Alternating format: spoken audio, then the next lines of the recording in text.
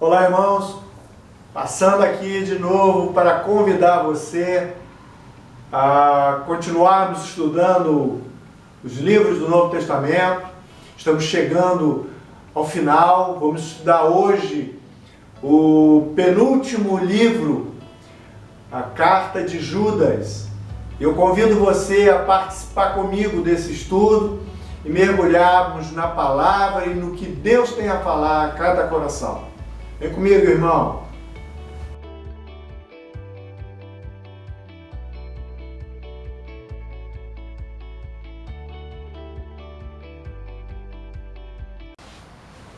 Olá, irmãos.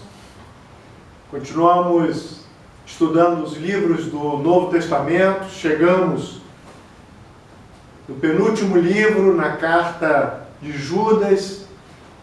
E essa Carta de Judas é um grito de advertência contra a apostasia vigente naquela época, contra o abandono da fé.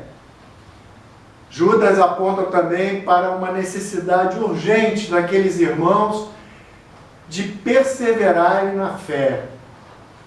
E embora seja uma carta curta, pequena, são somente 25 versículos, essa carta ela traz discussões importantes sobre os perigos dos dias maus e estimula o altruísmo entre os irmãos. Essa carta ela faz parte daquele grupo das epístolas gerais. Foi escrita entre os anos 70 e 80 depois de Cristo. O local onde ela teria sido escrita não é conhecido.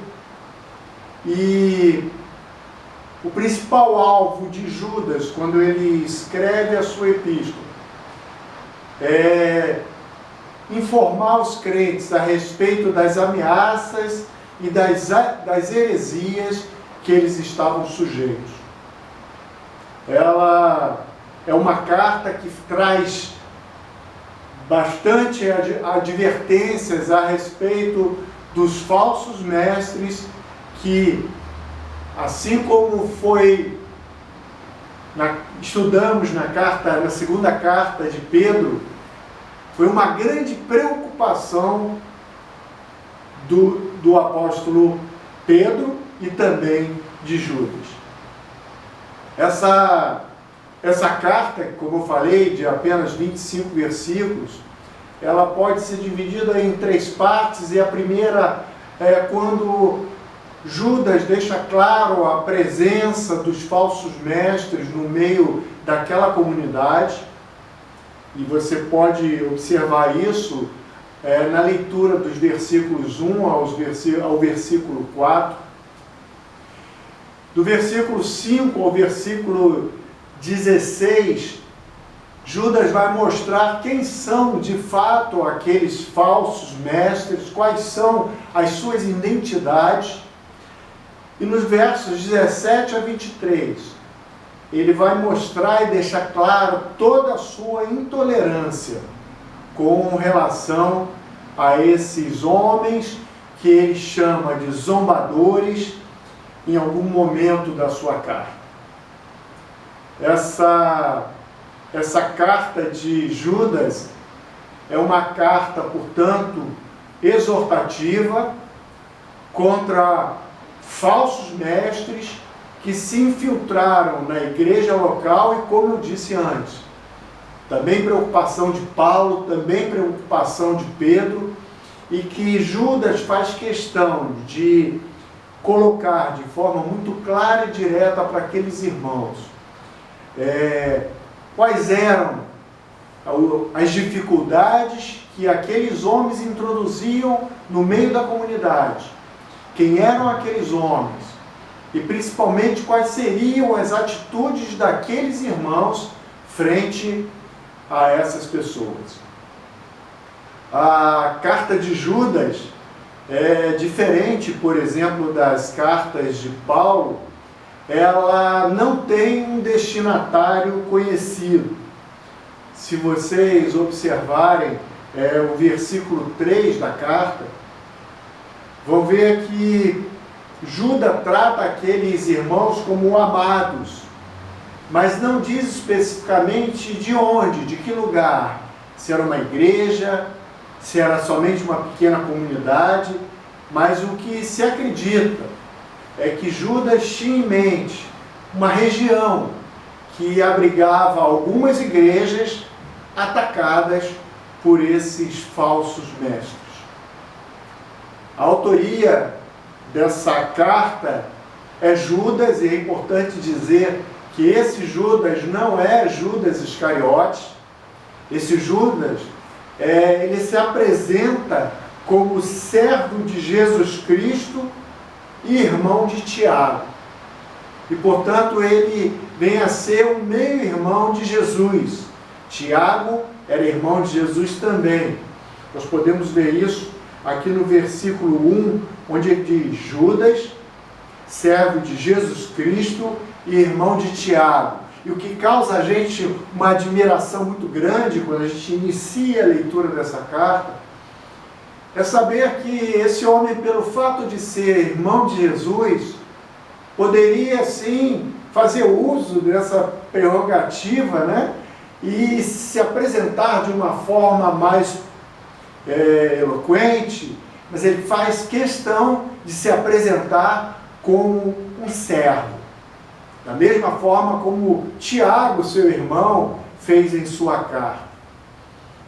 Ele, lá no versículo 17, dá a entender que ele não era um dos apóstolos.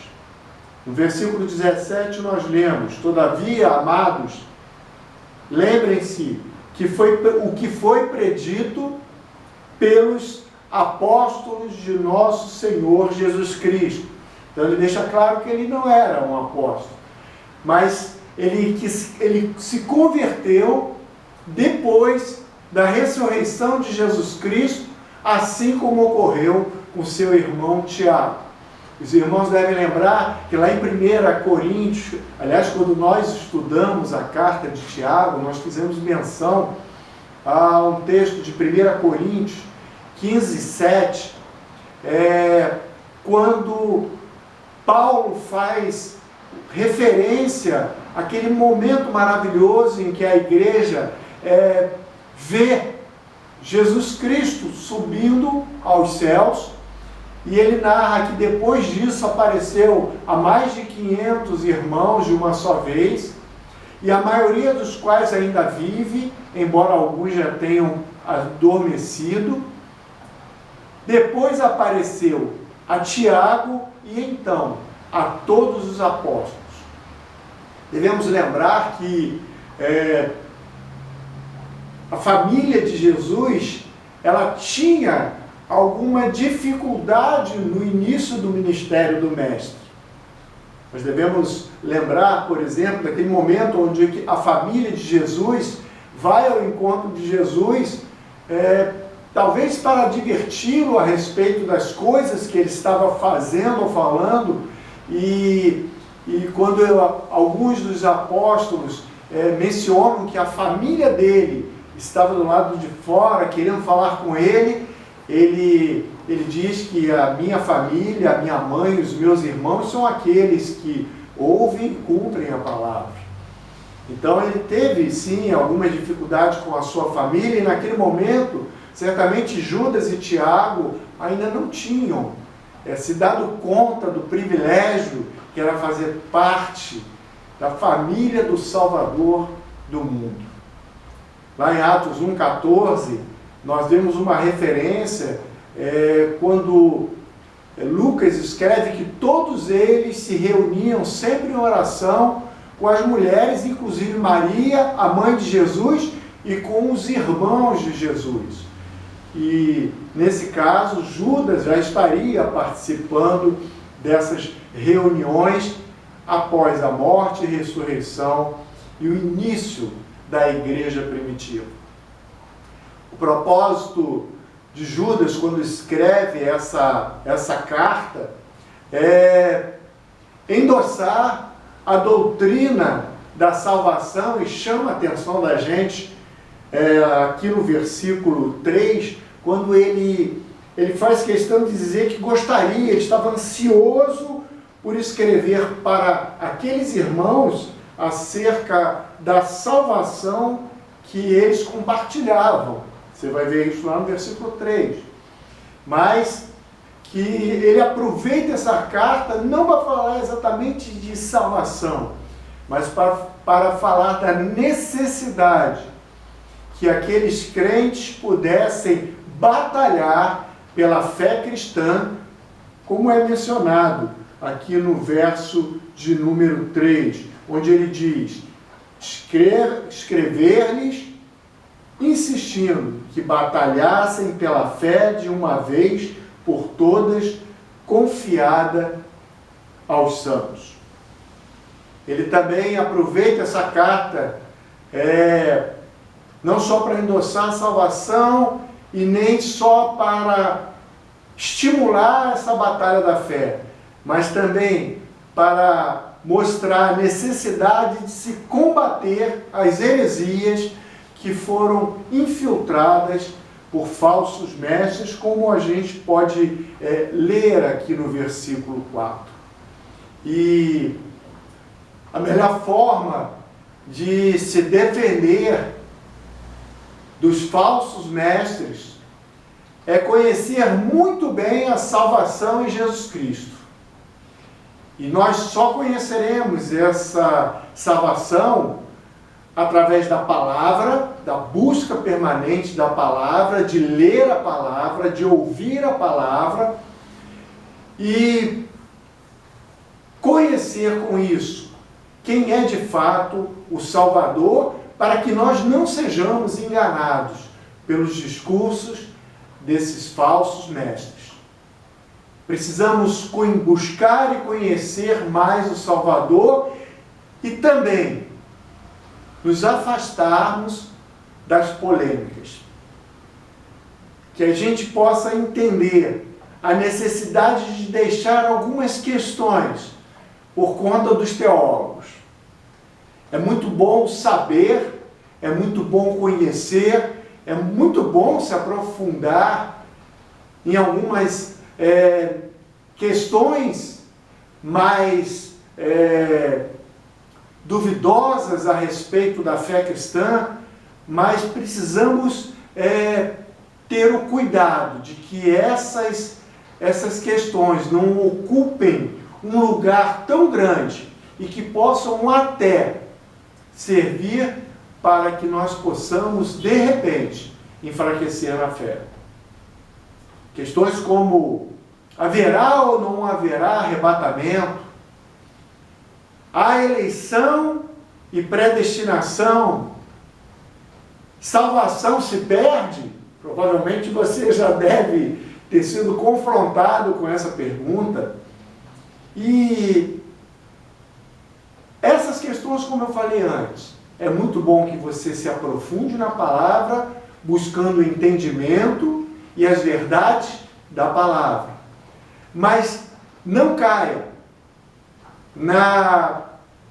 nas questões e nas polêmicas que na realidade não vão acrescentar nada à sua fé.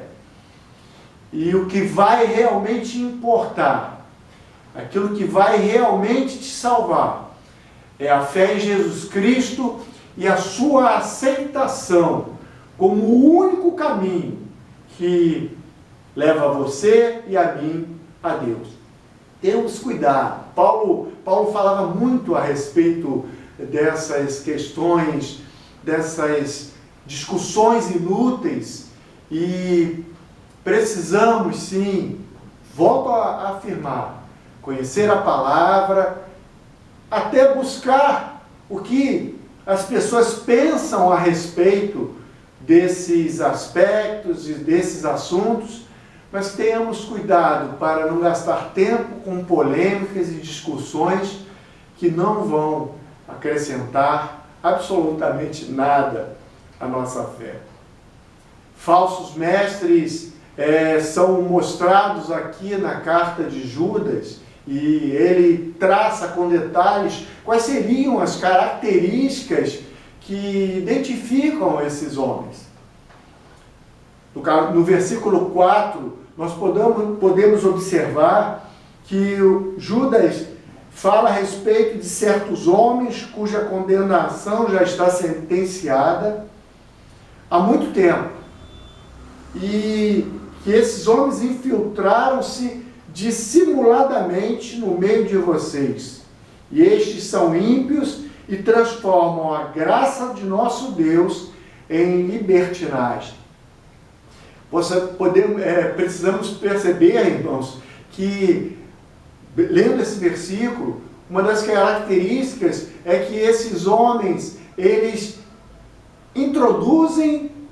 se introduzem no nosso meio, muitas vezes de uma forma dissimulada, onde as verdadeiras intenções e sentimentos não estão claros nos seus atos.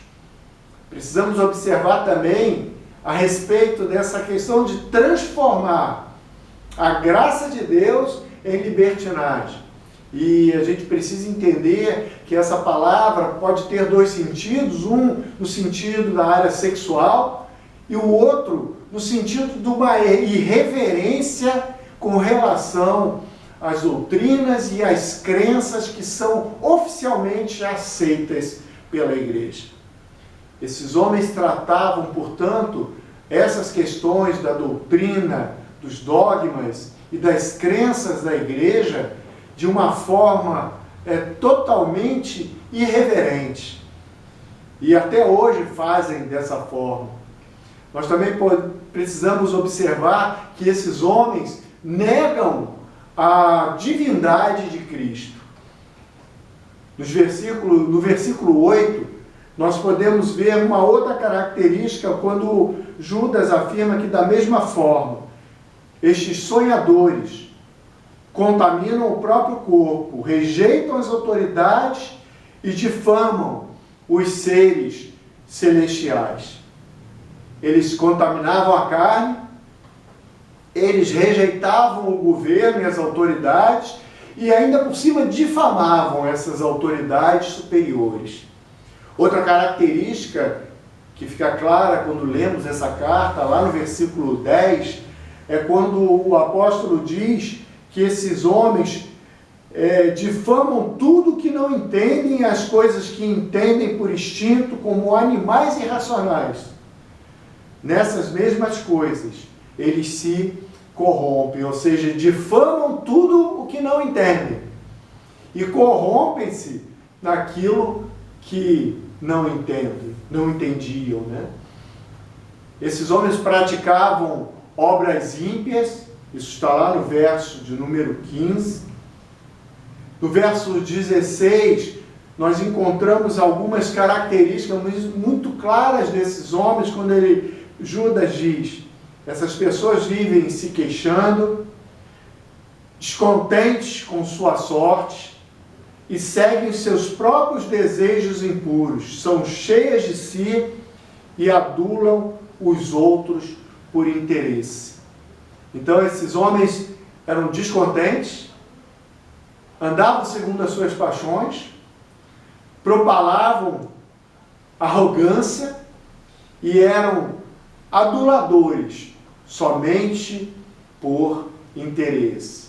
Precisamos estar atentos, irmãos, porque esses falsos mestres, esses falsos crentes, eles ainda se infiltram no nosso meio.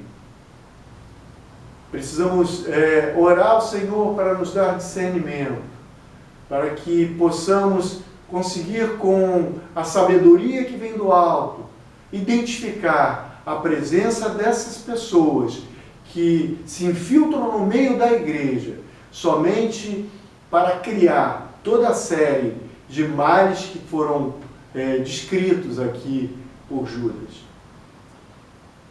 Judas, ele utiliza algumas figuras interessantes para descrever esses homens. Ele os chama por exemplo, lá no versículo 12 e no versículo 13, ele chama esses homens de rochas submersas, que oferecem perigo à igreja como se fossem icebergs ou rochas que estivessem escondidas e somente com suas pontas aparecendo na superfície do mar. Ele chama esses homens também de pastores de si mesmos, de nuvens sem água, ou seja, esses falsos mestres ofereciam ajuda, mas não tinham vida cristã para auxiliar a igreja. Assim como uma nuvem que não lança chuva para regar a terra. Ele chama esses homens também de árvores sem fruto, e não havia frutos na vida daqueles homens, e ondas bravias e estrelas errantes. Interessante essas expressões usadas por Judas. Judas também, ele vai lançar mão do Antigo Testamento para exemplificar os pecados recorrentes daquela época e tentar corrigi-los. Ele vai lembrar o povo, como ele fez lá no versículo 5, ele vai lembrar aquela comunidade que o povo de Deus foi liberto do Egito, mas por conta do pecado da incredulidade, teve como consequência a sua destruição. Vai lembrar também a respeito dos anjos caídos, que por sua rebeldia receberam condenação. Isso você vai ler lá no versículo 6.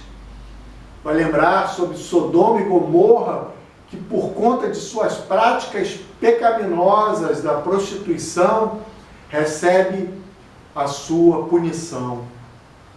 Lembra também de Caim e de Balaão, que por sua corrupção e ganância, eles recebem condenação, e Coré, que por sua insubordinação também foi condenado. Judas fala a respeito de algumas lições importantes para esta batalha pela fé. Ele afirma que a fé em Cristo foi entregue aos santos para batalharem contra os falsos mestres em todas as épocas, e não somente naquela época. Está lá no verso 3. Precisamos perceber dessa carta que Judas deixa claro que a presença dos falsos mestres é inevitável entre os santos. Você vai encontrar essa referência lá no versículos 17 e 18, quando ele diz: todavia, amados, lembrem-se do que foi predito pelos apóstolos de nosso Senhor Jesus Cristo. Eles diziam a vocês: nos últimos tempos haverá zombadores que seguirão os seus próprios desejos ímpios. Como lição também desta carta, podemos aprender que os santos são edificados numa fé genuína em Jesus Cristo para permanecerem firmes. Aprendemos também que há necessidade urgente de orar no Espírito, mais do que nunca, orar no Espírito Santo, e lembramos com isso daquela declaração de Paulo aos Tessalonicenses, quando ele diz: orai sem cessar. Os santos devem manter-se no amor de Deus. No verso 21, ele diz: mantenham-se no amor de Deus, enquanto esperam que a misericórdia do nosso Senhor Jesus Cristo os leve para a vida eterna. Mantenham-se no amor de Deus. Como lição também aprendemos nessa carta que o Senhor quer que os santos salvem do fogo aqueles que foram enganados. É importante saber que existem falsos mestres, é importante saber que existe uma batalha pela fé, é importante saber as características para reconhecer quem são esses falsos mestres, mas por isso só não é suficiente. Judas estimula aqueles irmãos e nos estimula também a que nós possamos ir salvar do fogo aqueles que foram enganados. Lá no verso 22, ele diz: tenham compaixão daqueles que duvidam, a outros salvem, arrebatando-os do fogo, e a outros ainda mostrem misericórdia com temor, odiando até a roupa contaminada pela carne. Judas está estimulando aqueles irmãos a que tenham uma fé que seja colocada em prática, uma fé atuante, uma fé que busca também ajudar aqueles mais fracos, aqueles que estão desanimados, aqueles que estão abandonando a fé. O Senhor quer também nos mostrar, através dessa carta, que o poder dele garante a salvação aos que pela fé creem em Cristo. Lá nos versículos 24 e 25, isso é deixado muito bem claro. Nós podemos ver Cristo nesta carta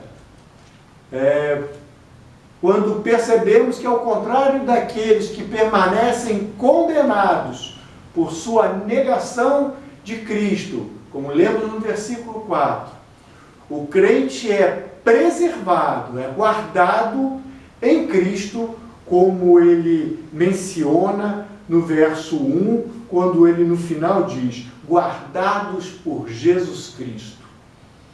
Judas diz aos seus leitores: mantenham-se no amor de Deus, enquanto esperamos que a misericórdia do Senhor nos leve para a vida eterna. Mas precisamos também, ao mesmo tempo, ter em mente e lembrar que esse mesmo amor, ele é evidenciado por aquele que é poderoso para impedi-los de cair e para apresentá-los diante da sua glória, sem mácula e com grande alegria. Em Judas, se você depois, lendo essa carta, você vai encontrar duas referências a textos que não fazem parte dos escritos sagrados da Bíblia. Por exemplo, em Judas, no versículo 9, nós vamos ver Judas mencionando a respeito do confronto entre o anjo Gabriel e o diabo pelo corpo de Moisés. E essa referência que ele faz, que alguns podem até estranhar, é uma referência a um livro apócrifo, escrito originalmente em hebraico, e que possui versões em grego e em latim, conhecido pelo nome de Assunção de Moisés. E fazendo referência a este livro, escrito pouco antes do nascimento de Jesus, que Judas vai fazer referência a esse embate entre Gabriel e o diabo. Também vamos encontrar uma outra referência lá no versículo 14 a 16, onde Judas parece citar palavra por palavra de um trecho de uma obra pseudo-epigrafada, ou seja, onde o verdadeiro autor não é aquele que dá nome ao livro, que é o livro de 1 Enoque. Então nós vamos ver aqui Judas fazendo alguma referência fazendo citações a esses dois livros, né? E diante disso a gente precisa fazer duas considerações também. A primeira é que a citação de livros não bíblicos não afeta a inspiração de Judas ao escrever essa carta. Precisamos lembrar também que Paulo fez também algumas citações a autores e não bíblicos em seus ensinamentos em suas cartas. Você pode ver isso, por exemplo, em Atos, capítulo 17, versículo 28, em 1 Corinto, 1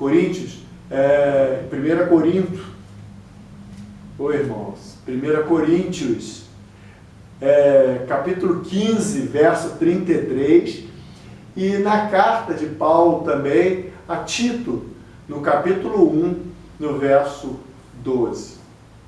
Outra consideração também que precisamos fazer é que a citação de livros não bíblicos pela Bíblia não torna esses livros citados como livros inspirados por Deus. O fato de um livro conter uma verdade não garante a sua inspiração divina. Concluímos esse rápido estudo sobre essa pequena carta, mas profunda carta, dizendo que o papel dessa epístola na história da Bíblia está em sua ênfase na importância de uma vida santa, assim como na perseverança na fé e na nossa preservação por parte de Deus. Judas é um guia, a carta de Judas é um guia de vida cristã e de defesa dessa fé cristã em face aos falsos mestres. E eu queria terminar esse estudo lendo os 2 últimos versículos dessa carta, onde o escritor ele fala: aquele que é poderoso para impedi-los de cair e para apresentá-los diante de sua glória sem mácula e com grande alegria, ao único Deus, nosso Salvador, sejam glória, majestade, poder e autoridade, mediante Jesus Cristo, nosso Senhor, antes de todos os tempos, agora e para todo o sempre. Amém. Que o Senhor possa nos abençoar, que possamos encontrar em Deus sabedoria para compreender a sua palavra e para continuar buscando as suas verdades. Deus te abençoe.